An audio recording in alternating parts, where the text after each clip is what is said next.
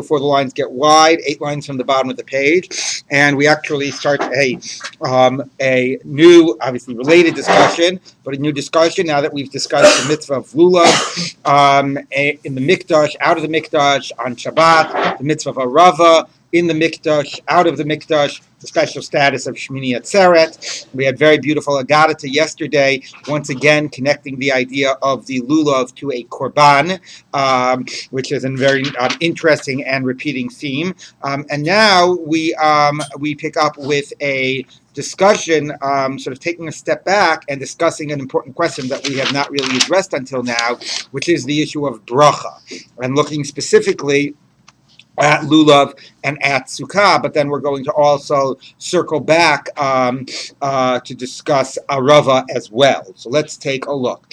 Amar Rav Yehuda Amar Shmuel. So says Rav Yehuda in the name of Shmuel, lulav shiva v'sukkah yom echad. Lulav is 7 and Sukkah is only 1 day. Does not mean you only sit in a Sukkah 1 day. It's a question of the bracha. You make the bracha on the lulav every day of the 7 days, which is in itself a chiddush because the other days are not biblical. So, no, not time of the base. Well, we'll see, but presumably not. And Sukkah only 1 day, which is bizarre because Sukkah is biblical. You're sitting in it every day.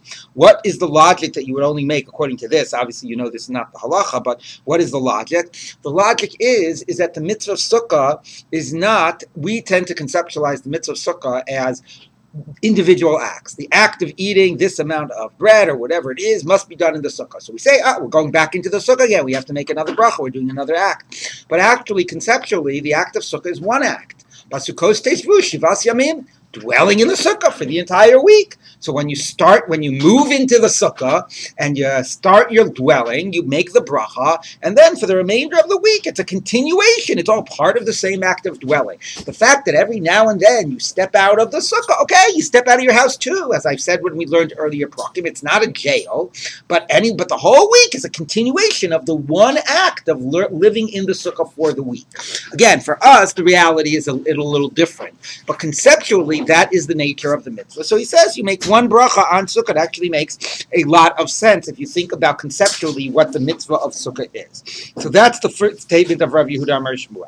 So the Gemara says like this: Amar Rav Yehuda Amar Shmuel, lulav shivit sukkah yom echad. My time. And what's the reason? Lulav demafsiki leilos mi yamim. Lulav, the nights divide the day. The mitzvah of lulav does not apply at night. So kol yom mitzvah b'inavriu. Every day is a separate mitzvah. It's a separate act of taking the lulav each day. It's not one process. First of all, it's not one process because each thing is a distinct act. And the evidence that it's not one process is it doesn't apply at night. So obviously you cannot conceive of it as a continuous process. However, Sukkah to lo mafsik leilos miyamim. Sukkah where the nights do not interrupt the days. Kulu shiva kichad yom arichadam. It's all one long day. And also, as I've just got through saying, it's not like there's a distinct act like shaking the lulav. It's just the continuous process of dwelling in the Sukkah, which is an uninterrupted process, and therefore it is one bracha at the beginning. Very nice, logical idea, reflecting what at least the conceptual reality of sitting in the Sukkah is. 1 minute. So that's a statement in the name of Shmuel. Now here's a statement of Rabbi Bar Bar Chana in the name of Rabbi Yochanan. Sukkah shiva v'lulav yom echad. Just to make things fun, it's the exact opposite. Sukkah is 7 days and lulav is 1 day. My time, what's the reason? Sukkah d'oraisa shiva, because every day Sukkah is a biblical mitzvah, so it gets its own bracha. Lulav d'Rabbanan, and lulav is rabbinic. Sagilei b'chad yoma. It's enough for 1 day. Enough for 1 day is a funny way of saying it. Maybe a more precise way of saying it is the first day is the only day that's biblical. It's the only day you are able to say Asher Kichanu b'mitzvotav, right? Meaning Sagilei b'chad yoma means, let's say I missed the first day of lulav. Would I make a bracha the second day? Presumably not. It's not saying one is enough. It's saying you only are entitled and obligated to make it on the first day, which is biblical. So this position says you only make the bracha on the biblical day. So for lulav, that's day 1. And for Sukkah, it's all 7 days. How about this idea of a continuous process? That doesn't impress him. Every day still, you have to acknowledge that each day you're continuing to do the mitzvah. Each day you make a separate bracha. Yes, Michael, question. I just thought it was interesting that he's saying 7 days, because like our Mishnah was saying, even lulav can be 6 or 7. So yeah, we're not. No, exactly. Okay, yes.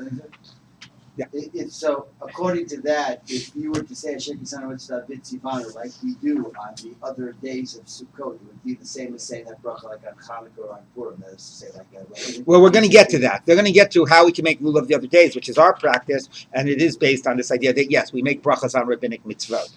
Okay, so we will get to that. But for now, one level of the debate is, can you make a bracha on the days that are drabanan? The other question is, Sukkah, which conceptually is a continuous process, one bracha should be sufficient, and here's an idea, well, maybe still you should make it on each day separately. Now, why exactly to make it on each day separately, if the logic is that one day is sufficient, could just very well be that, at the experiential level, each day, if you made it 5 days ago, you're not really marking it, as a mitzvah to yourself, which is what the bracha is. 5 days ago, you made the bracha on Sukkah. So each day, you want to sort of acknowledge it as a separate, each day acknowledge it again. But the logic is very powerful in terms of the position of Rav Yehuda Mar Shmuel. Well, let's continue to see how this develops. Okay, so those are two positions. They're mirror images of one another. Okay. He also Ravin Amar Rabbi Yochanan. When Ravin came from Eretz Yisrael, he had a different version in the name of Rabbi Yochanan. Echad zeh v'echad zeh shiva. Each one you make 7 days. 7 days for lulav. It doesn't matter that it's drabanan. Each day is on the other days. Each day is distinct, and 7 days for sukkah because each day is doraita. And again, the idea that in some conceptual level they're not distinct doesn't matter. So each one you make it on every single day. Of course, there's an unlogical fourth possibility, which is each one you make it only once. You make it once for lulav because it's only biblical the first day, once for sukkah because it's a continuous mitzvah. But that we're not having. So we have 3 out of the 4 logical possibilities. Okay, I'm a Rav Yosef. Obviously, the last one is our practice, although, again, in the Gemara, the idea that you make it all 7 presumably means once a day by sukkah, which is not our practice. Our practice by sukkah is you make the bracha whenever you go in afresh to do a new act of living, which for us, we don't, since we tend not to sleep in a sukkah, is defined as eating a minimum amount of food that is obligated in a sukkah. So for us, we might make it 5 times one day and 0 times the next day, right? So we really don't do either of these. We do it for sukkah we treat sukkah like the idea of lulav, like there's this idea of a distinct act of shaking the lulav. So there's distinct acts of sitting in a sukkah, and every time we do a distinct act, we make a bracha. If you take a look, that's what Tosa says, echad zeh v'echad zeh shiva. Okay, if you see this little Tosos, he says, ein sukkah v'lulav shavim libracha. Lulav you do it once in the day because it's one act and then you're done. Aval sukkah kol emas denichnas la. Every time you go in kadesh yochov v'yishtev v'yishan, he still had sleeping in the sukkah. Vafilu eser pamim biyom mevarcha kol achas v'achas. Okay, and then it's sort of like tefillin that every time you put it on again on the same day, you would make another bracha. Okay, and then but that is not clear in the Gemara. In the Gemara, again, that is starting to, turn the act of sukkah from a process into discrete acts of this act of eating, that act of eating, and then for him it's like making a bracha on every discrete act. In the Gemara, you don't have that yet. In the Gemara, you have the idea that sukkah is a continuous act of all 7 days, and that's the opinion that you make it only once at the beginning, and presumably the opinion that you make it each day is that, yes, I concede that it's a continuous act, but a continuous act, it loses its framing. So you want to sort of acknowledge it, on a daily basis and relabel it, but still conceptually it's a continuous act. So in the Gemara, you have the idea of making it daily or making it once. But in our practice, we've transformed this thing, which is conceptually a continuous act, we've transformed it into discrete acts, and therefore for us, we wind up making it with every discrete act. But that is not stated in the Gemara. Okay, so what do we have now in the Gemara?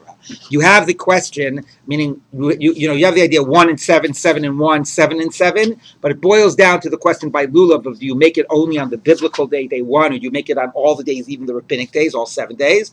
And by sukkah, the question is is it a continuous act and you only make it at the beginning? Or the way I would frame it is even if it's a continuous act, you need to relabel it on a daily basis. Those are what these issues are about. So now the Gemara says like this. Amar Rav Yosef, says Rav Yosef, Nichot had Rabbi Bar Bar Chana biyadcha. Take hold of the position of Rabbi Bar Bar Chana that said 7 days for sukkah and 1 day for lulav. Take hold of it in your hand. The Kulu Amorai Kaimi Kavase. All the Amoraim agree with this. So according to this, the claim is that there was a consensus of of 7 days of Sukkah, but only 1 day for a bracha on lulav. Obviously, that is not our actual psak, but he's saying that should be your position. That's the consensus. So, that at least by Sukkah, the idea that there's 7 days by Sukkah, that there's a consensus of. Okay, and therefore, at least minimally by Sukkah, the idea of making it on a daily basis, but presumably he's saying even the idea of lulav should really only be 1 day. Okay, Meishvei, I'll ask you on this. Top of Membelah Manalo. Ha'osa lulav la'atzmo. So here we have a tosefta. Somebody is constructing a lulav for themselves. Omer, you're not like in the business and constructing a million lulavs. You're constructing the lulav that you're going to use for the mitzvah. It could be a week before. It could be. Yeah, you're binding exactly. You're binding the hadasim and the ravos together. Correct. Even if lulav ain't tarch eged, nevertheless, that was certainly the practice. So you're basically involving yourself in constructing and putting together the lulav. So Omer baruch shachiyanu v'kiman v'yanu lasmanazah. You say a shachiyanu. Now, this is an important halacha that most people are not aware of, which is there are 2 aspects of shechiyanu on the Yomim Tovim. There's the shechiyanu that we say that relates to the fact that it's Yontav, the Kedushas Hayom, which is the shechiyanu we say at Kiddush. There's also a shechiyanu we say about the new mitzvos that we're doing. So, for example, you say a shechiyanu at the night of Sukkot because of Kiddush, because it's a new Chag, and then you say it again when you take the lulav, because that's the new mitzvah. It's a periodic mitzvah, and you make a shechiyanu. Now, this actually is interesting because what happens the second day of Sukkot? Do you make a shechiyanu and kiddush the second day of Sukkot? There's a pop quiz. Yes, you do. You do. Okay, I'm not discussing reversing the order about that. Yes, you do. Do you make a shechiyanu when you take the lulav the second day? No. Why not? Because here's the difference. The shechiyanu of the sanctity of Yontav is one that is made not in anticipation of Yontav. It's one that is made to actually sort of sanctify the day as when the sanctity of Yontav actually is present, when the day actually begins. So on the second day of Yontav, you have to say, look, doing this whole idea as if we don't know which day is Yontav, Sveika Diyoma. If yesterday wasn't really Yontav, then the bracha shechiyanu I made doesn't do any good. That was a weekday. Today is really only the day that is Yontav, so today demands a shechiyanu. And that's why you make a second shechiyanu on the second night. But when it comes to lulav, let's go through the same process. Okay, so let's say, I made shechiyanu yesterday, but let's say yesterday wasn't really Yontav. Let's say today is really the first day of Sukkot. Okay, but you know what? The shechiyanu you make on the new mitzvah is not limited to the doing of the mitzvah. It can be made as soon as you begin to engage yourself in the mitzvah. For example, if I buy a new suit, I can make the shechiyanu when I buy the suit, and I can make the shechiyanu when I first put it on, because basically it's encountering this new thing, and therefore it could be at various stages when that encounter begins. It could be early, but if I miss the early stage, it could be at another more meaningful stage. So therefore, even if I didn't yet do the mitzvah yesterday, because yesterday was theoretically still a weekday in this idea of Sveika Diyoma, I was beginning my involvement in the mitzvah, and therefore that shechiyanu counts. So if I made the shechiyanu when I bought the suit, I don't make the shechiyanu when I wear the suit. And if I made the shechiyanu yesterday, I don't have to make it today, even though today is the first I'm actually doing the mitzvah. Which is why the Tosefta says that the real first time you should be making the shechiyanu on the lulav is not when you're planning on taking it, but when you're getting it ready and when you're constructing it. And we don't do that, but that's what the Tosefta says. Ha'osa lulav la'atzmo, you say shechiyanu. Ha'osa sukkah la'atzmo, you say a shechiyanu, and so on. Okay, and that is because, by the way, and this is complicated, it refers to what Michael's going to say, but I'm not going to unpack it right now. The shechiyanu we say on Sukkah's night is a double duty. It's for the Chag, and it's for the first beginning of the mitzvah of Sukkah. And that has to do with why we switch the order first night, second night, but that could be a little assignment for homework. You could figure that one out. Okay, but anyway, it is interesting, but we're not going to go into that. Okay, but there are 2 aspects of shechiyanu, for the Chag and for the mitzvah. And what this Breita is saying is, the mitzvah shechiyanu, the Chag shechiyanu has to wait for the Chag. But the mitzvah shechiyanu begins as soon as you encounter the mitzvah, and therefore you can make it as soon as you're constructing the lulav. If you would have made the shechiyanu when you constructed the lulav, then when you came to take the lulav on the first day, you would not say shechiyanu. You would only say asher kichan b'mitzvotav. Okay, so that's the underlying principle and assumption of this Tosefta. Yes. A lot of women light Yom Tov candles before it's actually right. Chag. Right. But that would seem by that to be a little early to be reciting. Well, also first of all, the lighting of candles is seen as the bringing in of the Chag. So if you start a yontiv early, which you're allowed to do, you can make the Shechianu in the Kiddush early as well. So that's So that's different. Although our custom is to wait until it's actually dark before making Kiddush in the Sukkah. Yeah, but whatever. There are other reasons behind that. But yes, but in principle, that the Chag starts earlier. So also raises questions about whether the Shechianu on the let's just leave it at that for now. Yeah. Why don't we make a shechianu before eating matzah? So that's a question in general, and why don't we? And there are other questions about certain brachas b'leil seder. Why don't we make the bracha why don't we make a bracha on magid on leil seder and so on? So for the matzah issue, at least let's just say a simple answer right now might be that similar to the point of sukkah, that it does double duty. The shechianu that we make on the yontiv. For Leil Seder on the Kiddush also relates to the matzah that we're about to be doing as well. It's sort of like a oseh lulav la'atzmo. You say a shechianu, so here you're getting ready to be eating the matzah. You say the shechianu, even though it wasn't a second before you actually ate that matzah. So you're saying that if I baked matzah, I could actually make shechianu in baking? I'm giving you the basic parameters. We're not posketing you. Let's move on. The Gemara says like this. Okay, so let's read that again. Not lo lates, but then when it finally comes time to be yotze, Omer Baruch Hashem Kishem B'Tzavitivanu Al Netilat Lulav. You say the bracha of Al Netilat Lulav. Okay, the Afal Pisha Birich Alav. Now that was very interesting. Just the idea of the two separate brachot. Now we get to our question about when you make those brachot. The Afal Pisha Birich Alav Yom Rishon. Even though you made the bracha on Lulav the first day, Chozer Marvar Choshiva. You make it all 7 days. Okay, so number one, as opposed to what was just said a minute ago, that you should only be making it 1 day, here it says you make it all 7 days. Number two, ha'osis sukkah la'atzma, when you begin making the sukkah, Omer, baruch shechianu v'kimanu v'yanu lazman hazeh, again you make a shechianu. Okay, nichnas leishev ba, once you go in there to do the first mitzvah, Omer, shekishan mitzvah b'tzivanu leishev ba sukkah. V'kivan, and now here's the clincher, or the critical line for us. V'kivan shabirach yom yishon, once you made the bracha on the first day, shu'eino mevarech, you don't make it any other days. So here it's an explicit braita, which is the exact opposite of what the Gemara just said, is what we should adopt as our position. It says 7 days for lulav and 1 day for sukkah. So kasha lulav lulav, kasha sukkah sukkah. It contradicts the earlier position on both levels, the lulav position and the sukkah position. So bish lema lulav lulav lo kasha. So the contradiction of lulav, we had said before 1 day, and this is saying 7 days. That doesn't have to be seen as a contradiction. Why? Because kam bizman beis hamikdash kayim, kam bizman beis hamikdash kayim. It matters whether there's a beis hamikdash or not. We said 1 day. Why do we say only 1 day by lulav? Because the other days were rabbinic. Well, maybe this braita that says all 7 days is assuming that it's at the time of the Beis HaMikdash, and Rashi adds, and assuming you're going to the Beis HaMikdash and doing the mitzvah there, so then it's biblical all 7 days. So we could live with the idea that this says 7 days for lulav. This braita maybe assumes that it's in the Beit HaMikdash, and it's dealing with a context of being in the Beit HaMikdash, and it's biblical each day. Ella sukkah kasha, but we really got a problem because we said sukkah all 7 days, and this braita says sukkah is only 1 day. 1 day, the beginning. So which is it?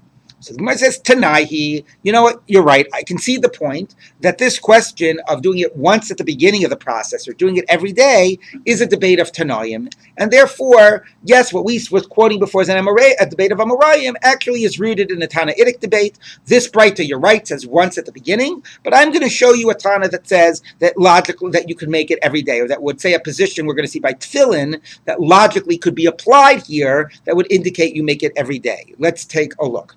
The Tanya we taught in the Brisa, Tefillin. You're wearing Tefillin. Kozman shemenichan mevarech aleichem. Divrei Rabbi. Rabbi says, whenever you put them on, even if you put them on multiple times in a day, you make the bracha each time. The Chachamim omim, and the Chachamim say, Einu mevarech ela shachris bilvad. You only make the bracha once, and after there, it's a continuous process of wearing tefillin. So, yeah, and therefore, presumably, what the rabbis are saying here, that even if you take it off and put it on again, we'll talk about going to the bathroom in a minute, it is not a new act. It's still part of the same continuous process, and therefore, one bracha for something that is done, not one discrete time. You lift up your lulav, you put it down. That you do it each day separately. But something that is a continuous process, wearing tefillin is a continuous process, then you was only going to be one bracha per day. Okay, now, which one here supports the idea that you go make a bracha on the sukkah, right, each day? So it's not the position that says one bracha on tefillin a day, although that would seem to be parallel. One bracha on tefillin a day, one bracha on sukkah a day. No, it's because by tefillin, the reason you make it once a day is because nighttime is not a time for tefillin. So every day is distinct. So that, but in principle, that idea of making it once a day for tefillin is really saying you make it once at the beginning of the process and you never make it again during that process. By tefillin, the process ends at nightfall. By sukkah, the process ends at the end of 7 days. But that position by tefillin is once for the whole process. So that would be the position once for the week for sukkah. The second position, however, says although it is a process, there are distinct times you make the bracha. So by tefillin, those distinct times would be every time you put on tefillin again. And now what would it be by sukkah? So here, Rashi would say, going back to the simple pshat reading of the earlier Gemara, Rashi would say, well, the distinct times by sukkah is, let's say, every morning, once a day, once a day. It's not really distinct like taking off your tefillin and putting it back on, but the point being, even though it's a process, we're going to acknowledge multiple opportunities to be making a bracha. And by sukkah, those multiple opportunities will be once a day. Tosfos might say, and this might claim, that this Gemara actually is pointing us to what our current practice is. Because the same way by tefillin, what determines the distinct moments during a process, the distinct moments in which you're going to make a new bracha, is when you do a new act of putting on the tefillin, even if we conceptualize it as a process. So by sukkah as well, even if it's a 7-day process, the distinct acts of going back into the sukkah to do another act of eating will be another bracha. So this Gemara, now that it's moving to tefillin, is a lot closer to our practice. Okay, so what do you have by tefillin? You have a debate. The Chachamim say once a day, no matter how many times you take it off and put it on, because it's a process. So we do it once for the whole process.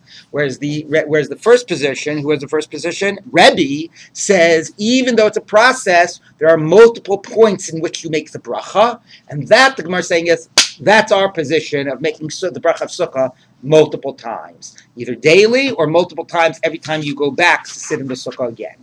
Okay, so that it really is rooted in this debate of the Tanaim. So let's see now where the Gemara goes with this. Itmar was taught, Abai Amar Hilchos Rabbi. We will like Rabbi by tefillin every time you put it on again, and therefore by sukkah multiple brachas on sukkah. The Rava Amar Hilchos Rabbanan. No, we will like the rabbis just once a day, and maybe he would say by sukkah also once for the whole week. Amar Rav Mari Brod Bas Shmuel. So Rav Mari, the son of the daughter of Shmuel, interesting, right? Attributed after his mother. Chazin, although the mother doesn't get a name, she's only the daughter of Shmuel. Anyway, Chazina Leila Rava, I saw Rava, the lo avit kishmaite. Rava was not being consistent with his own position, because Rava basically said that we will like the Rabbanan, and it's once for the whole day. I saw Rava was being inconsistent. Where was Rava being inconsistent? Ella, here's what I saw Rava do. Maktim v'kai v'ayala beisakise. He'd get up early. He'd go to the bathroom. V'nafik. He'd come out of the bathroom. This is on a daily basis. What he would do. Umashi yade. Wash his hands. Umanach tefillin. And then put on tefillin. Umivarech. So he made his bracha on tefillin first thing in the morning. And then later in the day, because they would wear tefillin throughout the day, that's also why we're thinking of it also, as a process. So he had to go to the bathroom later in the day. He'd go back into the bathroom. Obviously, he'd first take off his tefillin. We didn't say that, but that's implicit. He'd come out of the bathroom and wash his hands. And he'd put on tefillin again. And he made another bracha. So you see, even Rava really concedes that you will make a bracha multiple times in the day when you put it on again, and not that it's only once for the whole process. Now, it is worth noting that there's a big difference between that and the case of tefillin, or that and just taking off your tefillin, waiting an hour and putting it back on. Because actually, this is the halacha. If you take off your tefillin and then put it back on, you have to make another bracha. So what's the halacha? The halacha is you have to make another bracha if you took it off to be done with it. You weren't, or not to put it on immediately, and then that would be, then you would make another bracha. But if you took it off and you were planning on putting it on right away, and you went and put it on right away again, then actually that would be considered a continuation of the process, and you wouldn't. There needs to be something that actually separates them. The one thing that separates is going to the bathroom. You're not allowed to have tefillin on in the bathroom. So therefore, even if you only needed to go to the bathroom for a second, right? If I needed to take off my tefillin and run out to the street to, I don't know, get my kid off of the bus, and I came back in and I put on my tefillin, I wouldn't make another bracha. But if I took it off for a second to go to the bathroom and I came back, I would make another bracha. Why? Because since you're not allowed to have tefillin on in the bathroom, that moment of being in the bathroom is considered an absolute divider between the previous act and the current act, because there was a period of time where I was not allowed, I was in a space where I was not allowed to have tefillin on.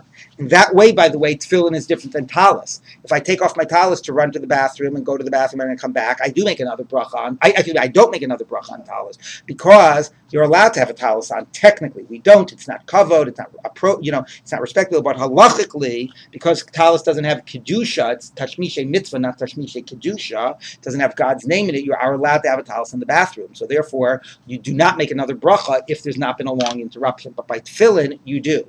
So back to this point, Rava made another bracha, sure, because do we consider it a continuous process or not? Well, if he was in the bathroom, that broke up the process, okay? Does that necessarily the same halacha if you just took it off and took it on? Is that the same halacha if you were living in your sukkah and you went out for a little while and came back? Maybe not. Maybe that would be an uninterrupted process. Maybe right? So there's a difference to say you make a new bracha when you really break the process. That doesn't necessarily prove the story when you don't break the process. But nevertheless, since that had not been discussed before, the assumption is that when Rava says once a day, it means once a day regardless.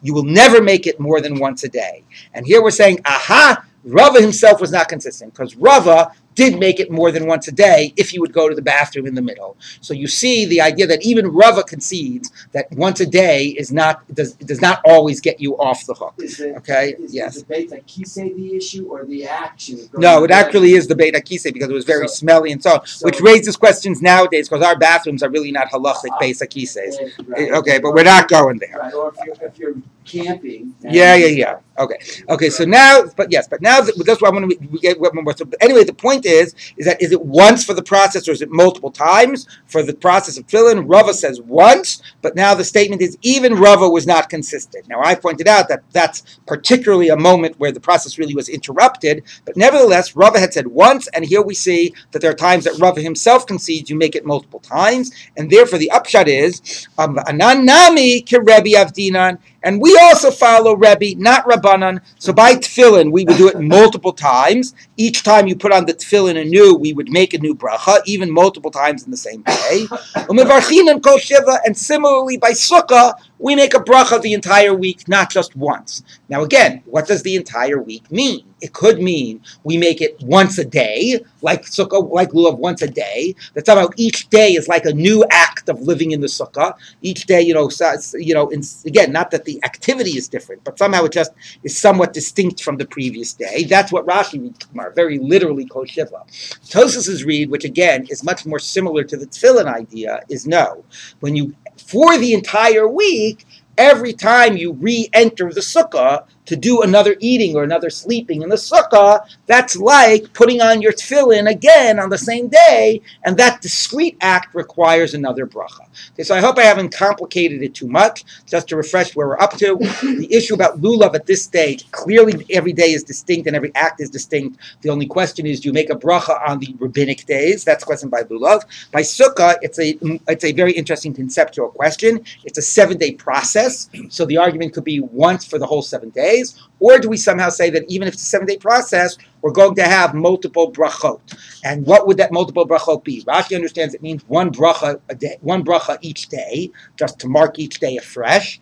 Tosfos says, more like the Gemara's comparison to tefillin, a bracha each time you're going to do a new distinct act. Even though conceptually it's a process, like wearing tefillin is conceptually an ongoing process, nevertheless, each distinct act gets its own bracha, and here too by sukkah, every distinct act of going back into the sukkah gets its own bracha. And that actually, of course, is our practice. David, you had a question? Yeah, it's not actually about these conclusions, but just the distinction between the tefillin, not only with the bathroom, but also you're not allowed to wear it when you go to sleep. Right. So that we would have to do that, right? But with the sukkah, you right, the sleeping, right, and that is exactly true. Exactly, the whole idea that sukkah is really ongoing. There's never a moment you're not allowed to be in sukkah. Even sleeping is part of the mitzvah of being in a sukkah. So so there really nothing interrupts the process of sukkah. So you really understand the idea. You make it once in the beginning of the 7 days, right? So it really is different than tefillin because and tefillin, right there, you could even go. I would even go further. Tefillin. There are moments, even if conceptually it's a process. There are moments you're not wearing tefillin. If I took off my tefillin for 5 minutes, I wasn't wearing it for that 5 minutes. Whereas by sukkah, even if I'm not physically in the sukkah for the last hour, I could still be living in the sukkah during this time. Living in the sukkah does not mean you're physically present there. I live in my house. It doesn't mean every moment I'm in my house. So really, by sukkah, the idea that the whole week is an uninterrupted. Whatever you're doing, if you're always going back to your sukkah to eat and to sleep, then whatever you're doing during that week, the entire time you're living in your sukkah. So you really understand the power of the idea of making the bracha once. Of course, as we know, if you fail to make a bracha on things, then psychologically they don't feel as much of a mitzvah. And we have enough of a hard time making living in the sukkah a sense of an ongoing mitzvah. But at least at a conceptual level, so it's important that we do make a lot of brachas by sukkah. But at least at a conceptual level, you're absolutely correct. When you're sleeping is one of the biggest kiyumim of being in the sukkah. But really, whatever you're doing, it's an uninterrupted process. Nevertheless, the Gemara concludes, based on a comparison to tefillin, which, as you point out, is not a complete comparison, that we make a bracha multiple times in a sukkah, whether multiple times means like Rashi daily, or multiple times means like Tosfos says, and like is our practice at every discrete act is when we make the bracha by sukkah. Now, there's another question: why do we make the bracha only by eating and not by sleeping? Because here Tosfos mentions sleeping, but elsewhere Tosfos acknowledges that our practice is only to make it by eating and not by sleeping. Okay, and for us, of course, we don't even sleep in a sukkah, which is a conversation by itself. Okay, but let's take a look, and maybe that was reinforced by the idea that we stop making brachas by sleeping in the sukkah. It really is quite fascinating how brachas influence our psychological attachment to what's a real mitzvah and what's not a real mitzvah. Yes. I find it interesting that we're not following the usual halachic rule here of Yad Rabbi. Well, we're not done. There's also you mean because of Rabbi and the Rabbanan? Yeah, but always these things are up for discussion, and then there's also Hilchos HaKibasrai. So the later Amoraim here are coming to a certain consensus, presumably because both Abai and Rava, Rava not by his words but by his actions, wound up implicitly paskening like Rabbi. Okay, so Amar Mar Zutra, Chazina le Rav Papa. I saw Rav Papa, the whole Amos de Monach Tefillin. Now we're wrapping up. Excuse the pun. Some points about the Tefillin. I saw Rav Papa that every time he would put on Tefillin, mevarech, he would make the bracha, even multiple times in a day. And again, reinforcing this idea of multiple times.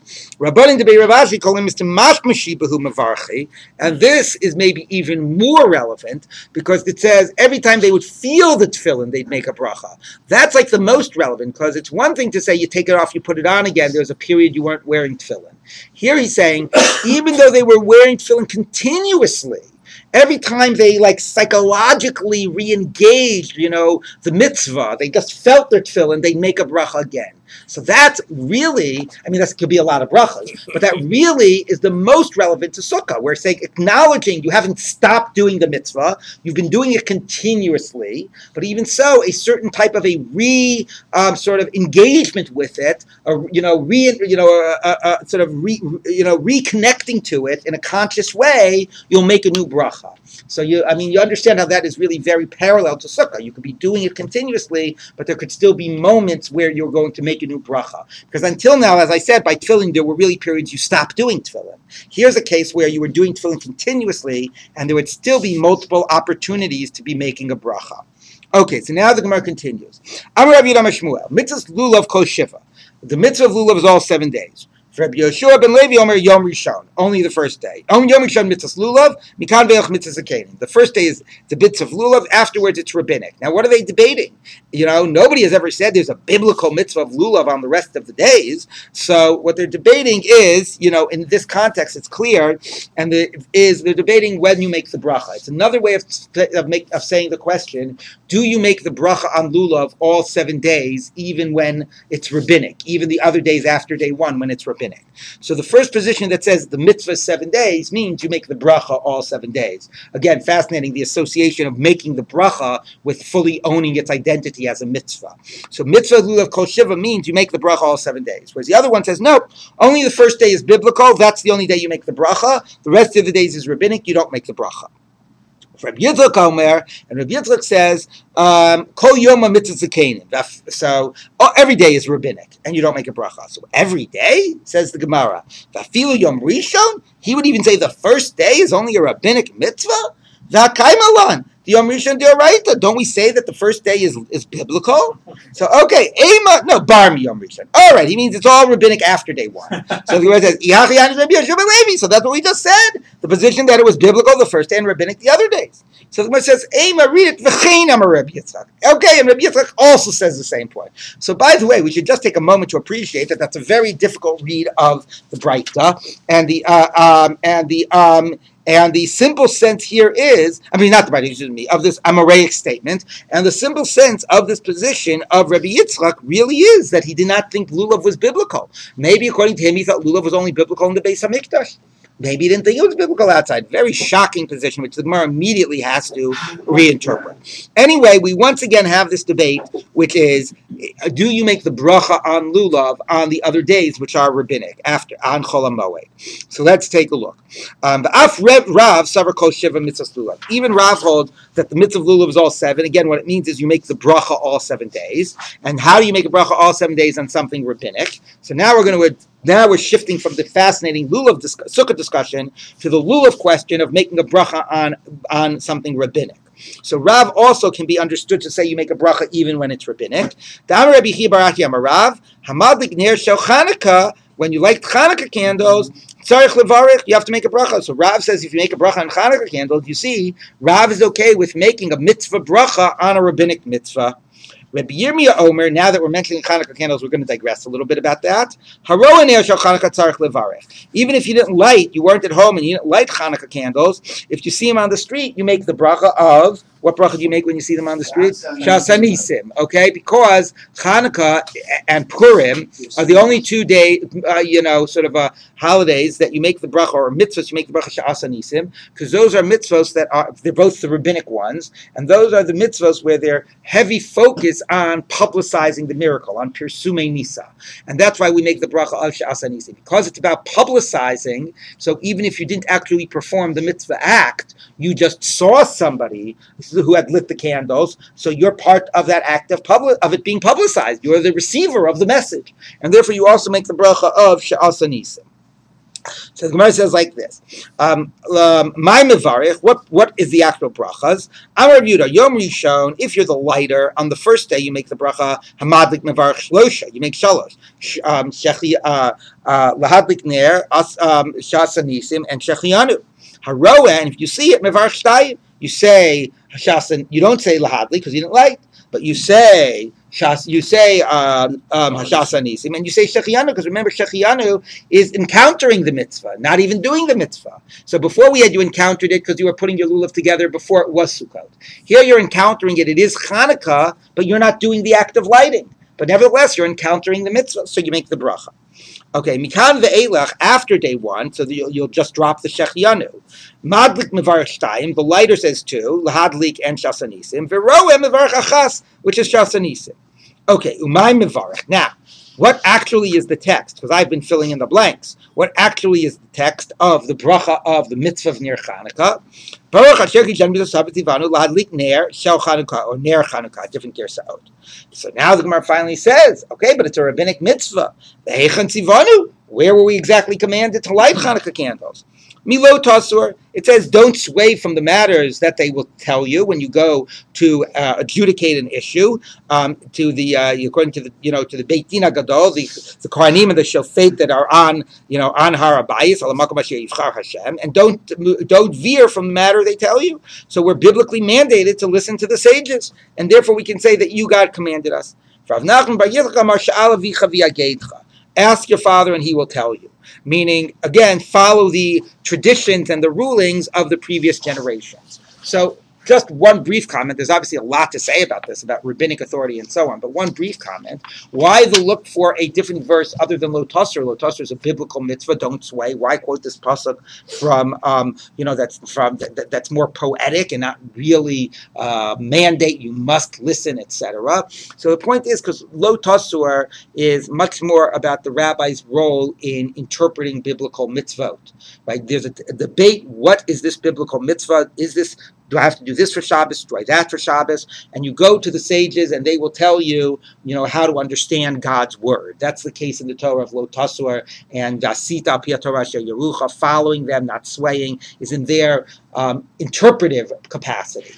In something of establishing new practices, that's not really what the pasuk of Lo Tasur is talking about. So that's why the Gemara here seeks another pasuk of Sha'al Avicha v'yadchecha. Just listen to your parents. Just listen. Just follow the practices that were established, even if it's not in their interpretive role, even if it's in establishing new practices. Okay, so that's just appreciating the two psukim. The other interesting thing to say, since we're right in the aftermath of Purim, is that the Gemara doesn't ask this question by Megillah. It only asks it by Hanukkah.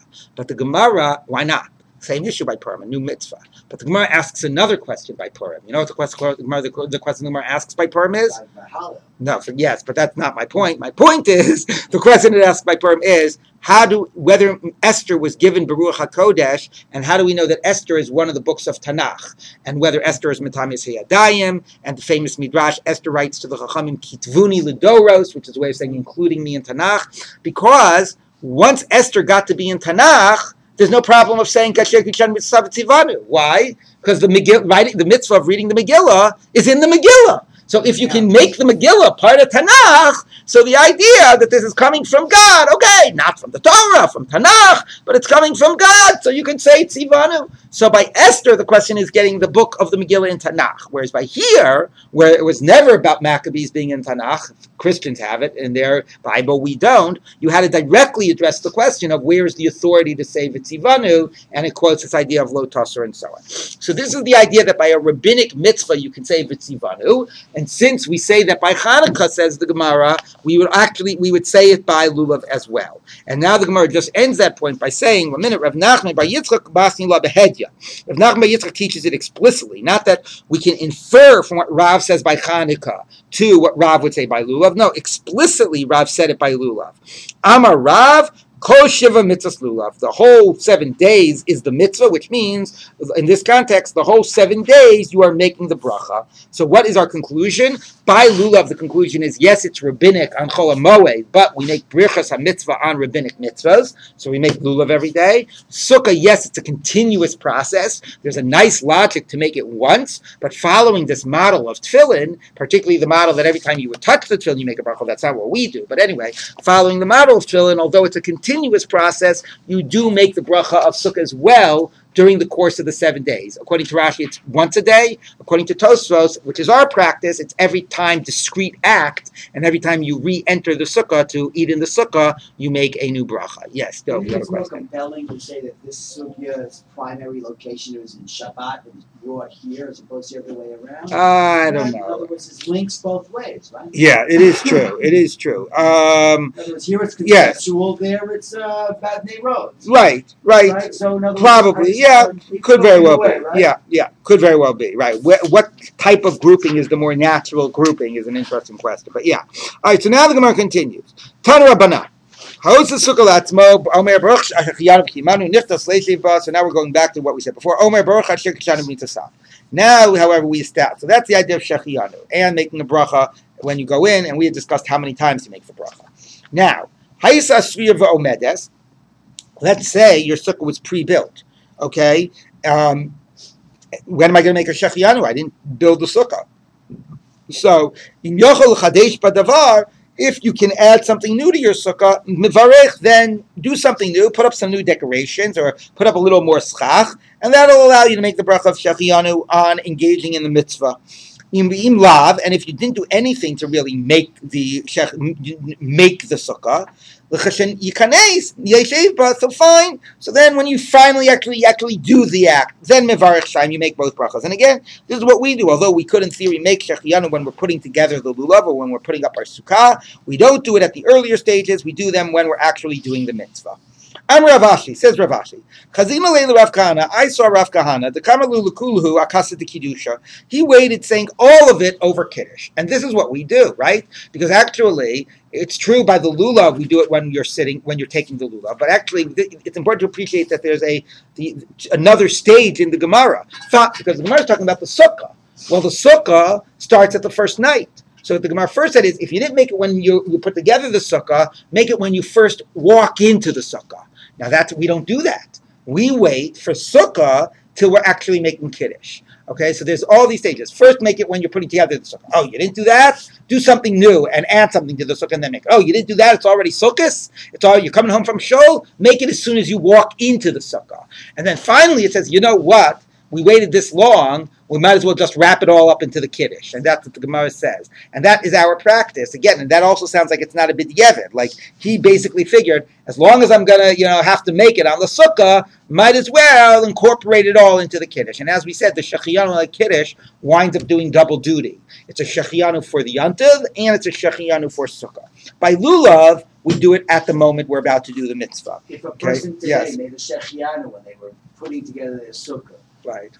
Is it a halachic issue? It's a minhag issue? Yeah, it's a minhag of how we do it. Look, the irony is, or the funny thing is, why we say the Shechianu after the Asher Kiddushanu Mitzvah Tzivanu, because you could say that's a hefsek. Since in theory the Shechianu could have been said earlier, even if we want to wait and do it to the time of doing the mitzvah, right? Say it before you say the Birchas HaMitzvah, because the Shechianu idea began earlier. So it's actually quite fascinating that once we're actually waiting to the performance, we completely integrate it into the performance, and we actually do it even after the Asher Kiddushanu B'Mitzvosav.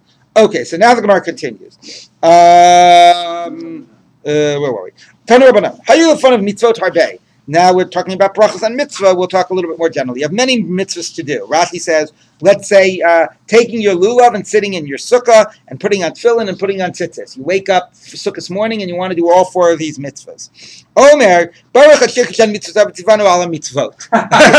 So you save yourself from making four separate brachas. One big bracha, ala mitzvot. Rabbi Yehuda, Omer, baruch mevarech al kol achat va'achat b'fnei atzma. No, let's not cheat any one out of its unique bracha. You make the separate one on each one. I'm Rabbi Zera, V'Temer Rabbi Chanina Bar Papa. Hilchos like Rabbi Yehuda. We rule like Rabbi Yehuda. I'm Rabbi Zera, that you make it on each one. I'm Rabbi Zera, V'Temer Rabbi Chanina Bar Papa. My time is Rabbi Yehuda. What's the logic behind this? Why not just lump them all together? Receive, right? A generic. Baruch Hashem Yom Yom. Bless God every day. What? Maybe you only bless him at daytime, not at nighttime? What does it mean on every day? It's telling you every day you should bless God and acknowledge the unique gifts of that day. Okay, now you could just say that at an experiential level, right? You wake up today and the birds are chirping, so you oh my God, it's so beautiful. You thank God for the chirping birds. You wake up tomorrow and I don't know, and it's raining and it's windy. You thank God for the rain and the wind. Every day you acknowledge. But of course, here we're talking in the more technical liturgical context where it's not so free form. So what does it mean, thank God for the unique blessings every day? It means on Rosh Chodesh, you mentioned Rosh Chodesh. On Hanukkah, you mentioned Hanukkah. On Purim, you mentioned Purim. Every day, you insert into the tefillah, not every day, because a lot of days don't have that distinct quality to them in that sort of technical sense. But every day, you sort of bring in, if there's something distinct, you mention what's distinct about that day. So Hachanami, the same way it's true about the day, here too, if you're doing multiple mitzvot, every mitzvah, you should acknowledge the distinct blessing of being given this mitzvah. The mitzvah of Sukkah is a different way in which God has blessed us and sanctified us than the mitzvah of lulam, than the mitzvah of talis, and the mitzvah of tefillin. You don't want to take away the distinct nature, because it also undermines, I would say at the experiential level, it undermines, our relationship to it as a special mitzvah. In the sort of at the theological level, in terms of just thanking God, we're taking away some distinctive way of acknowledging, and a distinctive way of giving thanks and of blessing God. Okay. I'm a Rabbi say, Rabbi Tem, Rabbi Chanina Bar Papa. Come see that God's ways are not the ways of human beings. Right? These are all connected because it's the same person saying it. Midas Basar V'Dam, the way of human beings, flesh and blood. Kli Rekan Machazik. A empty vessel can hold new content. Malay Eino Machazik. A full vessel cannot hold any new content. But the way of God is not this way. Malay Machazik, if it's full, it'll be able to hold better. Rekan, if it's empty, Eino Machazik, it won't be able to hold. Shene'emar, Vaya im shamoa tishma, it'll be if you surely listen to what God says. Im shamoa, if you've already listened before, tishma, you'll be able to hear more. Rashi says you'll have trained yourself to the whole, to the disposition of paying attention and listening. And the more you've listened before, the more you'll continue to listen in the future. V'im lav, and if you haven't, trained yourself to listen. Oh, I keep myself. What was that movie? Was it what's his name was in? It was the Eternal Sunshine of the Spotless Mind, right? So I keep my mind a total blank. So it doesn't mean that it makes it easier to absorb things. If you haven't trained yourself to listen before, lo tishma, you will not succeed in listening in the future. Okay, so Rashi talks, by the way, about the issue of a disposition to be able to listen and to pay attention and to focus. You could also, by the way, talk about the idea of association of ideas, right? The more ideas that you have in your head, then when you bring in a new idea, in a way, because it makes connections and associates with ideas that are already there, in ways you can hold on to it, better than if you're taking in an idea that has no context and no other ideas to associate with. This is until you get to be older, then you start just forgetting everything. What? Ordinarily ancient way of framing contemporary constructivist theory. Right. You only understand things in context of other things you understood. You have something of understanding that you make a connection to. Right. It's completely the most contemporary educational development. Exactly. So it's very powerful. And again, Rashi talks about a disposition, but I would say, as David said, that it has to do just about the ability to comprehend, as if you can associate it with ideas you've already heard. Okay. Another way of saying it. If you heard the old, you'll be able to hear new. But then the next book says, if your heart turns away and you don't hear. So the way it's reading is, if your heart turns away, if you stopped paying attention, then shuv lo tishma, you won't hear again. Now, what does this mean, davar acher? Isn't this saying the same thing? So Rashi says this last point is about doing chazara.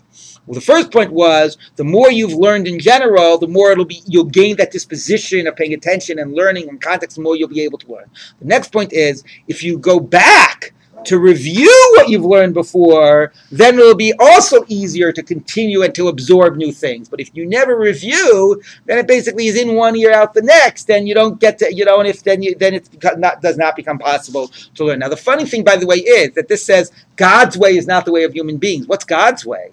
We're the ones that are doing the learning.